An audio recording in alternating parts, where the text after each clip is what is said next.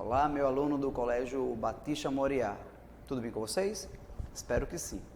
Bom, diante dessa pandemia que vem ocorrendo no Brasil e no mundo, o colégio se propôs a fazer essa nova interação com vocês. E eu, como professor, estou aqui para te dar o maior apoio e dar grande ajuda em literatura brasileira, tá bom? Então vamos começar a nossa aula. Bom, sobre nossa aula, vamos entender o que é barroco. Durante o período que nós estivemos juntos, nós aprendemos que barroco tem duas implicâncias. Barroco significa joia, uma joia preciosa, porém suja, né? Porém uma joia que não foi ainda dado um polimento, vocês devem lembrar disso na aula. E por outro lado significa dualidade, né? Então eu tenho dois conceitos de barroco, mas não se preocupe porque os dois levam ao mesmo fim, tá? Então no Brasil, vamos ao barroco do Brasil, tá joia? No Brasil, o barroco também tem um nome, tá? Que usa-se como sinônimo, que é seiscentismo. O que é seiscentismo? Seiscentismo é porque esse período, 1600, foi quando marcou o início do barroco no Brasil. Lembre que no Brasil, antes do barroco, nós tínhamos o quinhentismo, em 1500. E agora nós temos aí o período do barroco, que é seiscentismo, tá? E podemos afirmar que o Brasil, ele fundamenta com a literatura nesse período, haja vista que nós agora já temos autores brasileiros que estudaram no Brasil, que se aperfeiçoaram e começaram a construir poemas e poesias, tá? Então, eu devo entender que o seiscentismo teve sua origem em 1601, tá? Com a obra Prosopopeia, escrita por Bento Teixeira. Anota aí, tá? No seu caderninho. O autor que inaugurou o barroco no Brasil foi Bento Teixeira com a obra Prosopopeia. Caso tenha dúvida, volta o vídeo e dá uma revisada aí. Bom, quando eu falo em barroco do Brasil, eu tenho dois autores que eles são extremamente relevantes para nosso conteúdo, que o primeiro deles é o Gregório de Matos e o segundo, o nosso Antônio Vieira. Ambos, tá, tinham basicamente a mesma tendência no sentido de posicionamento político. Todavia, um era voltado para o mundo sacro, voltado para as críticas às mazelas da religião, que é o Antônio Vieira, que fazia críticas através de sermão e cartas, e o outro era Gregório de Matos, tá? Que por ter uma formação também religiosa, fazia uma crítica, mas não só às mazelas da igreja, como também aos governos da Bahia da época e toda, digamos, toda a estrutura social do seu período. Ele é conhecido porque ele conseguiu fatiar a poesia barroca em três partes. Vamos relembrar? Ele escreveu poesia satírica. O que é isso aí? São, digamos, cômicos, tá? São poesias que faziam crítica de forma descarada. Eu tinha também a poesia lírica, é aquela voltada para o cantar, para o despertar, para o enamorar. E tínhamos a poesia sacro, que é aquela de convenção, aquela poesia que reconhecia seus erros e sabia que diante de todo o universo havia um verdadeiro Deus, e não necessariamente a religião, tá? Então aqui eu tenho Gregório de Matos e Antônio Vieira.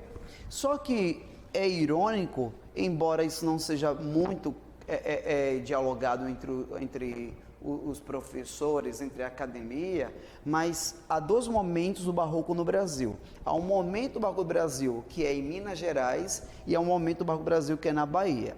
Este momento que é em Minas Gerais predominou a pintura, escultura, a arquitetura. Professor, por que houve esse predomínio? Porque lá em Minas Gerais, onde havia o ciclo do ouro, se você olhar em qualquer livro de literatura, você vai observar que as igrejas, ela tem alguns momentos de revestimento de ouro, porque era um engrandecimento, era um reconhecimento, tá, da criação de Deus sobre as pessoas. Porém, aí começa agora a haver um conflito existencial. Por que um conflito existencial? Porque, por um lado, o barroco, o homem barroco, ele era um homem teocêntrico. Por outro lado, era um homem também que queria se libertar do teocentrismo e partir para a racionalidade, que agora é o antropocentrismo. Então eu estou diante de duas vertentes. Ora, o homem ele era teocêntrico, ele entendia que havia Deus, mas ele não conseguia se posicionar dentro dessa circunstância. E por outro lado também havia o antropocentrismo. O homem queria os seus prazeres, o homem também queria o seu momento. O problema é que havia um terror por parte da igreja entende-se católica, que impunha essa ideia no homem, que o homem ele era pecador por natureza. Sendo assim, ele devia sempre se converter ao que Deus mandasse. Lembrando que esse Deus não era Deus de fato, era Deus igreja. Ele dominava, alienava as pessoas, de maneira que as pessoas eram obrigadas a seguir o que eles queriam. E aqui nós temos os dois lugares, como eu falei quase agora, foi Minas Gerais, que foi no período do ciclo do ouro, e Bahia, no período chamado período do açúcar, período açucareiro. Na Bahia, desenvolveu-se mais o barroco literário, aquele escrito, aquele que fazia críticas ao Estado, no caso ao governo, já que era um Brasil colônia, e nós tínhamos de antemão alguém que tinha capacidade e coragem de criticar o governo na sua estrutura, que era Gregório de Matos. Ele criticava não só a estrutura social, como também fazia crítica à igreja. Vou te contar uma bem interessante que aconteceu com ele. Quando ele já era velho, muito velho, perto de morrer, ele pediu para chamar 2 padres. E aí pensaram, olha, Gregório agora se arrependeu. Negativo. Estava na cama, e quando estava na cama, ele pediu para que um padre ficasse de um lado e um outro do outro lado. E ele na cama fez tais gestos, abriu os braços. E alguém não entendeu nada, falou, por que está abrindo o braço? Ele falou, sinto-me como Jesus entre 2 ladrões. Veja que até na morte ele continuou com as suas sátiras pesadas contra o desmando, enfim, contra os atos da igreja. Gente, por que isso aconteceu? Vamos buscar lá na história. A história nos mostra que num período bem longe, tá? A igreja dominava no período medieval. Era ela que dominava, que impunha as forças, que tinham o poder nas mãos. Só que em um dado momento passou a haver a reforma protestante. Vocês conhecem isso em história da arte, história geral. Então, na reforma protestante, a igreja, com medo de perder os fiéis, investiu pesado, tá, na Península Ibérica, e todos os países que eram conquistados, que eram colonizados, eram obrigados a ser países cristãos católicos. Historicamente, os países que foram colonizados por protestantes produziram mais, porque eles também entendiam a importância do antropocentrismo. Então, o racionalismo também era fundamental. Os países que foram colonizados pela Igreja Católica, eles acreditavam que Deus era o centro de todas as coisas, então foi um país que foi mais atrasado, porque ele não se preocupava no desenvolvimento econômico, na racionalidade, estava preocupado em centralizar e dominar as pessoas da maneira que eles entendiam que era correto, tá? E aí criou-se um tribunal de Inquisição, ou da Aquisição. Você já ouviu falar desse tribunal? Não ouviu ainda não? Então vamos lá. O que é o Tribunal da Inquisição? Foi uma formação que houve em Portugal, da Igreja Católica, que este tribunal tinha uma única intenção: excomungar, matar e destruir qualquer perseguidor. E qual era o pretexto? Qual era, o pré-requisito para esse julgamento? Bastava você não ser cristão. Se você não fosse cristão católico, já era condição suficiente para você ser morto.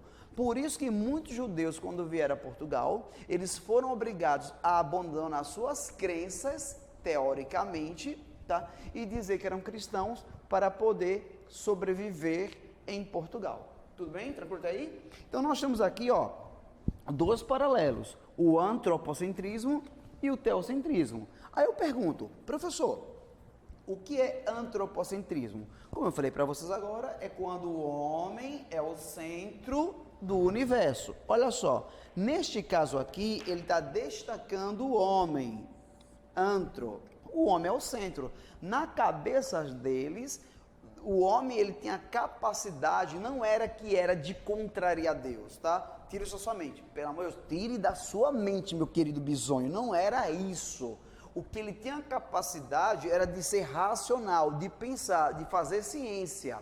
Embora a igreja tenha criado essa metodologia, não é metodologia a palavra, esse mecanismo de dizer que fé contrapõe razão, isso é uma criação totalmente errônea. já que fé e razão combinam sim. Só que não é aquela fé extremada, nem aquela razão alienada. Ambos têm que ter um equilíbrio, e o antropocentrismo trazia isso.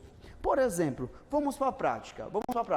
Imagina que você seja advogado, engenheiro, pedreiro, enfim, ele usa alguma técnica para trabalhar, tá certo? Ele está usando a ciência a seu favor.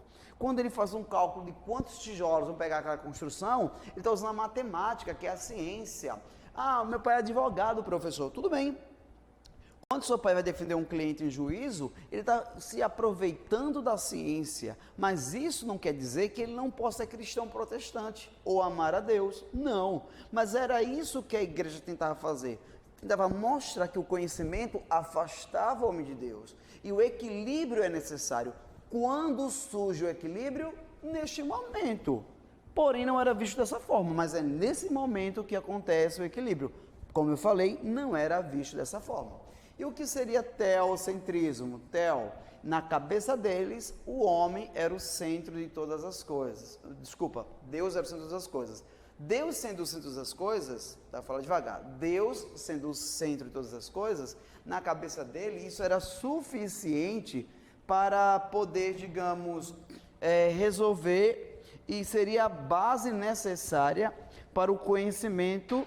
E não era mais preciso que houvesse, digamos, a intromissão do homem. Está tranquilo até aí? Está tranquilo? Professor, quais são as principais características do barroco? Eu lembro que o senhor falou uma vez aqui na sala, mas eu não consigo lembrar exatamente quais são. Me acompanha aqui. As principais características, primeiro, racionalismo. Aí eu pergunto para você na sua casa, no seu sofá, quando eu falo racionalismo, embora seja uma característica do barroco, esse racionalismo, ele está associado ao teocentrismo ou ao antropocentrismo? O que é que você acha? Muito bem, acertou quem falou antropocentrismo. Mas professor, mas o antropocentrismo, ele é do barroco? As duas, coleguinha, as duas correntes são do barroco, por isso que é uma dualidade, porque o racionalismo, é quando o homem passa a usar a razão e passa a entender que as coisas não é exatamente como falavam. O mundo é quadrado, a Terra é quadrada. Não, a ciência diz, Galileu Galilei dizia que a Terra era redonda, girava em torno do Sol. Gente, a preocupação nesse momento não era saber se a Terra era redonda ou era quadrada, porque era um duelo de ciência e igreja. E o homem agora era um pouco racional, de maneira que ele queria aproveitar a vida. Eis uma palavra em latim usada por Gregório de Matos, carpe diem. Significa dizer o quê? Aproveitar o dia, aproveitar o momento. Ele fazia referência a isso, muitas vezes, aos jovens, às jovens, tá? Que enquanto era jovem, devia aproveitar a vida e não aproveitava. E depois passava e ficava velho e não adiantava mais nada. Por isso que ele usa a expressão carpe diem. Voltando aqui, o que é uso de figuras? Você vai ver antítese, paradoxo, metáfora, aliteração. Essas figuras, elas são necessárias, mas onde eu vou usá-las?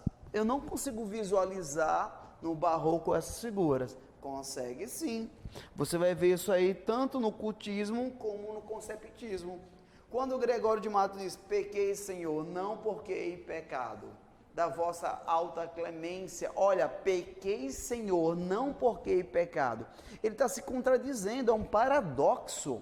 Então veja que eu tenho figuras de linguagem, tanto no cultismo como no conceptismo. Professor, e o que é uma arte dualista?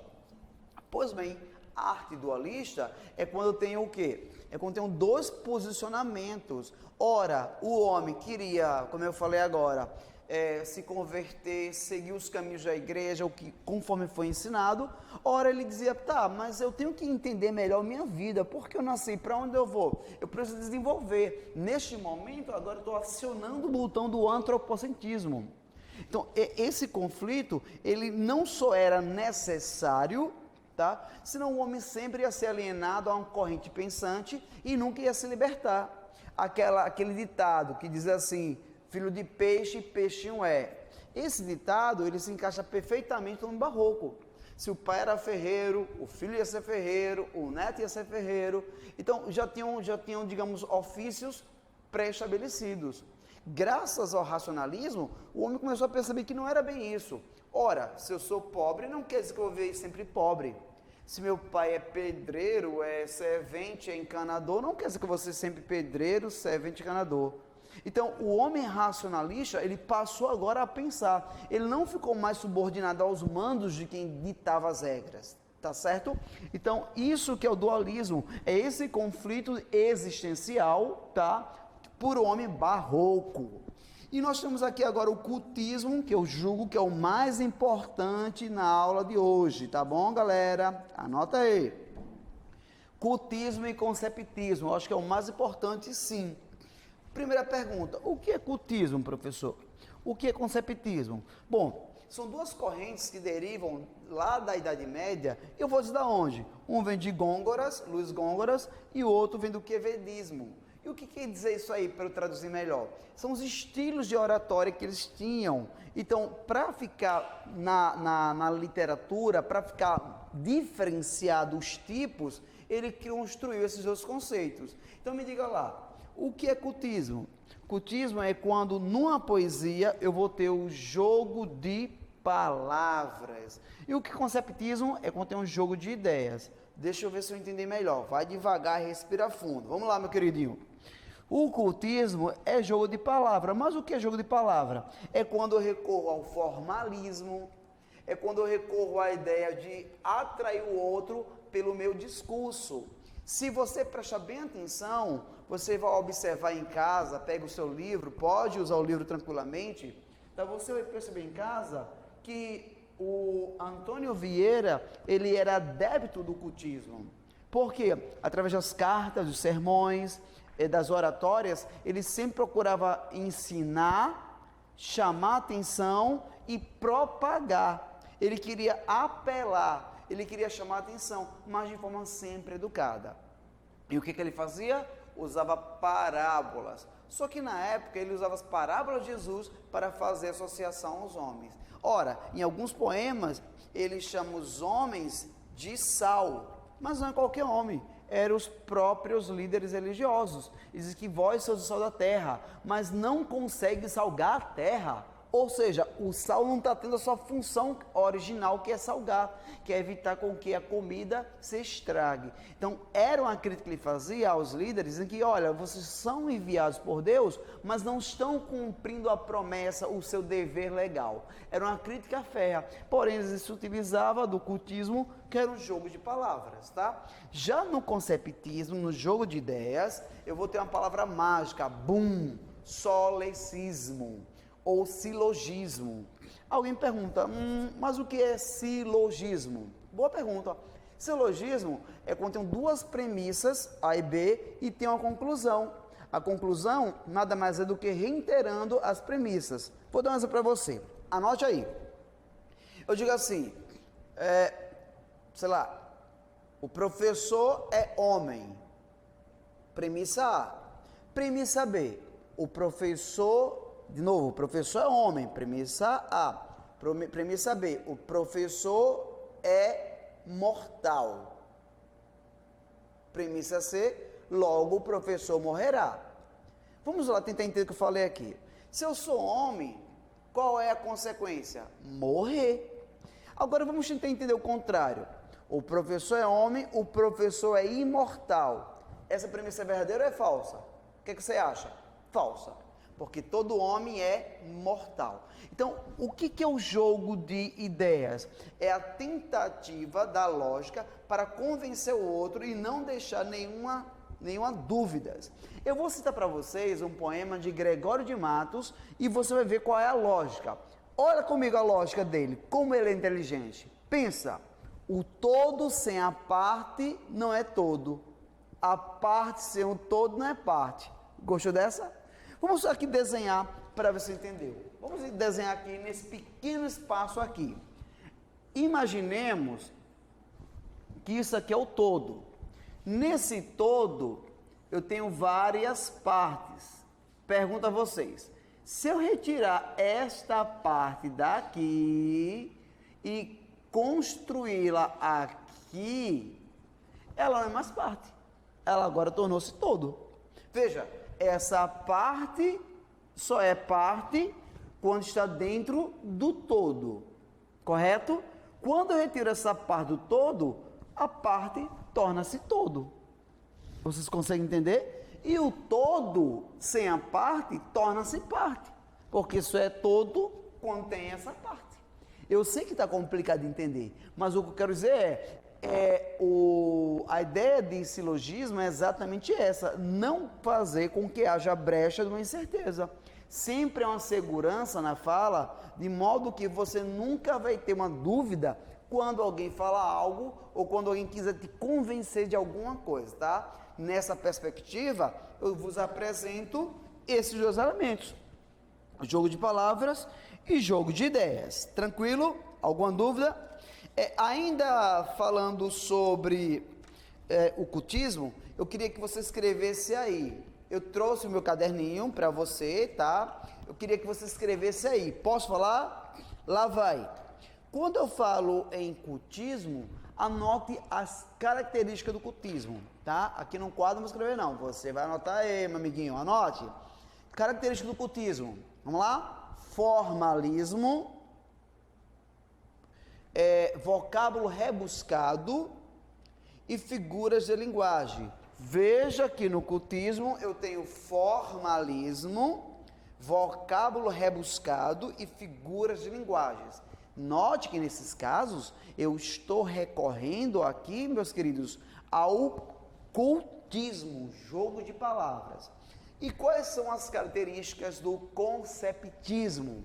Falo em conceptismo, eu falo de jogo de ideias. Vamos embora? Aqui diz assim: a raciocínio lógico, anotou? E pensamento lógico. Professor, você pode repetir, por favor? É só voltar o vídeo, queridão. Raciocínio lógico e pensamento lógico. O nome disso é silogismo. Então, silogismo nada mais é do que tentar atrair o outro por meio lógico, tá? Sem deixar dúvidas. Vou dar mais um exemplo, porque ainda acho que você ainda não entendeu exatamente o todo sem a parte. Vamos aqui dar um exemplo comigo, tá? Pensa comigo assim. Deixa eu ver aqui. Tá. Minha esposa bateu o carro. Minha esposa bateu o carro. Minha esposa é mulher. Logo, todas as mulheres não sabem dirigir. Isso é lógico ou é ilógico? O que você acha? Muito bem, isso é ilógico. Não quer dizer que o fato de minha esposa bater o carro, que todas as mulheres não sabem dirigir. Essa proposição é falsa. E como seria o silogismo? Seria dizer exatamente o exemplo mais simples para você. Aristóteles, filósofo grego, é homem. Logo, Aristóteles é mortal. Mais uma vez, se eu digo que Aristóteles é homem, Aristóteles, filósofo grego, é homem. Logo, Aristóteles é mortal. Por que ele é mortal? Porque ele é homem. E todo homem tem que morrer. De imediato, ou lá na frente, ou daqui a 1000 anos, mas vai morrer. Que é da natureza humana nascer, crescer e morrer. Tranquilo? Gente, se tiver alguma dúvida, eu vou deixar aqui meu WhatsApp para vocês estourarem aí essa semana fazendo qualquer tipo de pergunta. Não se preocupe, tá? Eu acredito que a escola vai criar algum mecanismo também, algum WhatsApp, algum grupo pelo WhatsApp, para a gente colocar questões, discutir, enfim, tá bom? Tranquilo? Vamos lá.